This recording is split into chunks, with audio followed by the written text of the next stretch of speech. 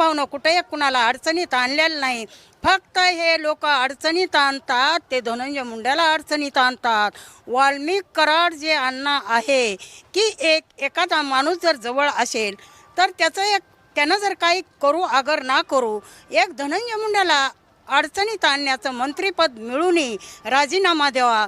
राजीनामा धनंजय मुंड्याचा मिळणार नाही. सुरेश दस, संदीप क्षीरसागर आणि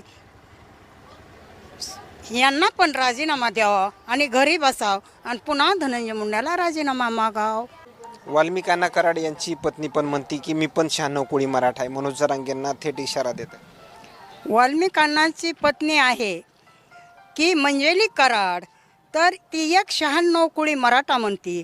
तर मराठा जातीपातीवर चालतात ना. तर सुरेश अण्णा, तुम्ही मंजेली कराडला बहीण म्हणून न्याय द्या, मुलगी म्हणून न्याय